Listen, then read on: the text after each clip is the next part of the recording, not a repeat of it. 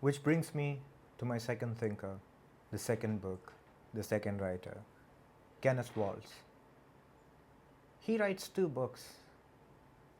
The first one is The Man, the State, and the War, which takes a look at all the thinkers who had come before him.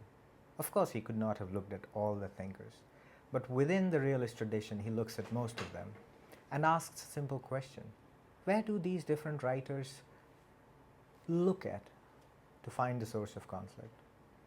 And he says some of them find it in the nature of man, some of them find it in the nature of the state, and he, disagreeing with all of them and somehow taking the line of inquiry of Edward Hewlett Carr forward, comes to the conclusion that it is the nature of international system itself that is the foremost cause of war.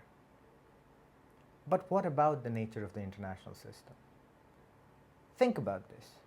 We all live today in some kind of a political society.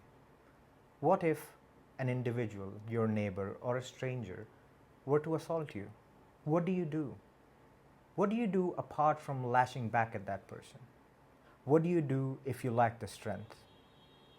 And some of you are already thinking about calling 911 if you live in the United States, or calling 100 if you live in India.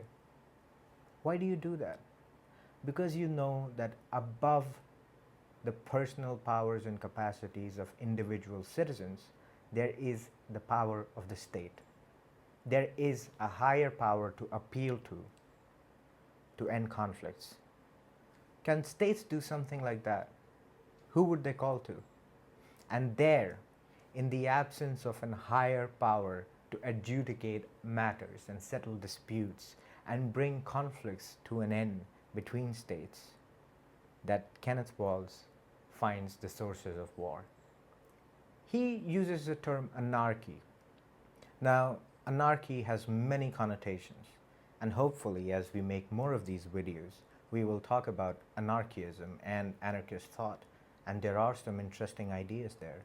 But in international relations, anarchy has a very well-defined but simple meaning. It means that there is no overlord above nation states. All nation states are sovereign, and according to principles at least, they are sovereign equals. There is no authority to appeal to above the sovereignty of the nation states. And when sovereigns go to war, there is nobody to intervene. And Kenneth Waltz takes this idea and he runs with it. He has just returned from the Second World War.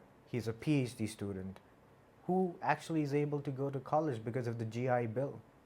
And he writes his thesis, which becomes the book, The Man, the State, and the War.